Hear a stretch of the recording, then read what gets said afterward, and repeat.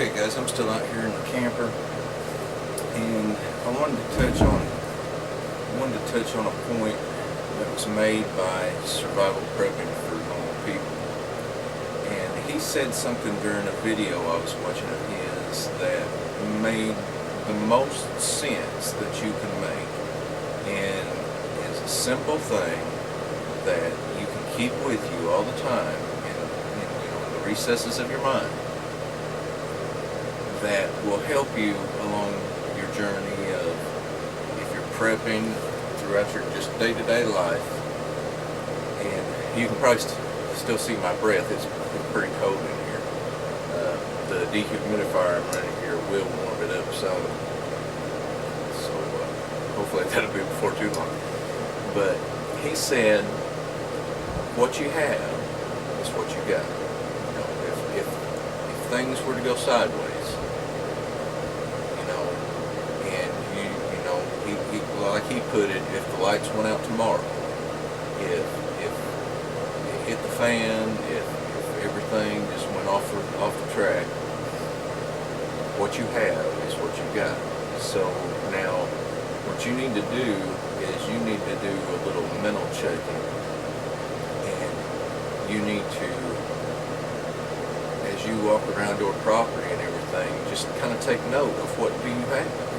What do you have? Food is probably the biggest thing.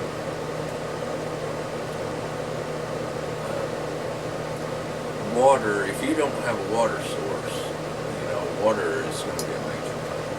Clean drinking water. Tainted water supplies kill a lot of people throughout the world. We're kind of lucky here where we're at. We've got a drilled well, deep well, plus we have a hand-dug well, and that's the area up there where I was showing you in another video that I'd like to build a little small cabin. But what you have is what you got. I believe that people, there's a lot of people that come up with pretty ingenious things, and necessity is the mother of invention. As time goes on, people would develop, human-powered, wind-powered, solar-powered systems, hydro-powered, to handle different tasks. And there's a lot of ingenuity out there. I think the key is to, if you can be prepared enough at least to survive the initial onset of anything, where you can get to that time when you can grow gardens, you can raise livestock, which it's not a bad idea to have. If you just have a few chickens or a couple goats, you don't need great numbers now. Something that you could populate with to a larger herd or flock if you needed to. Nice. I would like to have some chickens again. I've had chickens and goats and horses and stuff in the past. It's work, you have to, if people that aren't willing to work at something aren't gonna, probably wouldn't make it anyway, to be honest. But if something was to go bad, if the whole world was just shaking, and you're in a SHTF or without rule of law situation, what you have is what you got. You need to make that enough to where you can just bug in or bug out to where you're going to bug in and try to sustain yourself for that initial period of time.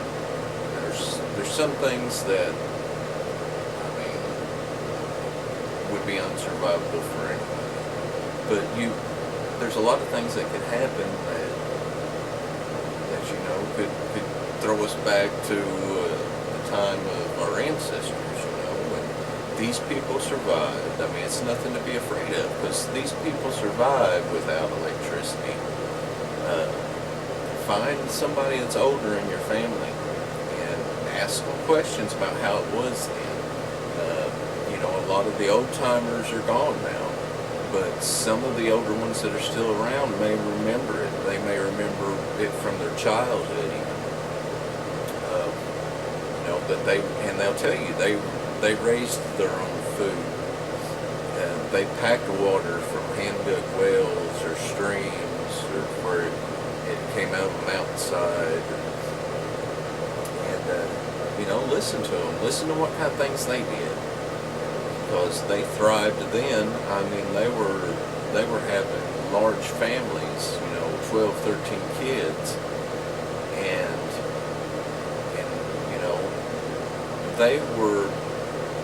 they thrived. I mean, that's why we're here now.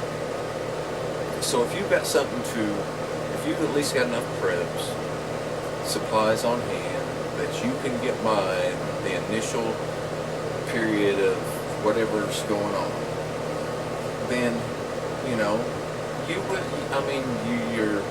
your inner survival instincts are gonna help you, and this gray matter between your ears, you're gonna start using it for stuff other than watching the television or computer. But you should take advantage of those things now to educate yourself in other ways of doing things, primitive knowledge of what it takes without modern convenience to survive. There's a lot of people that are just going to freak out because they can't get service on their phone. It'd definitely be desperate times at first, so have enough to at least get you by a while. The Department of Homeland Security released the study that was done saying that Americans need to be more prepared. They need to be able to provide for themselves for a couple of weeks up to 6 months or whatever. And we should. If you've watched Prepper Nurse 1, he says it very often. If you have at least a 2-week supply of food and water, you're ahead of 95% of the country. That is saying 95% of people out there do not have enough food and water to last 2 weeks. That is sad. But when you look at it, that society we live in is stores don't carry 2 weeks worth of stuff. I mean, about 3 days. They're constantly getting trucks in and out. Look at your surroundings. Look around you. Look at how life is operating now. And stash a few things back. I mean, it's no big deal. Look at how at the shelf life of products, not the best by date or the sell by date on things. Do some research and see how long things actually last. And as you build up your pantry that you rotate from and use daily, also get something here and there that you just put back and forget about.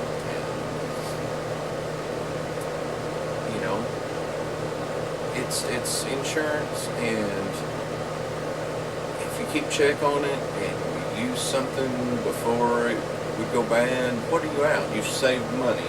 Things are just going to continue to get more expensive. So it's almost like money in the bank.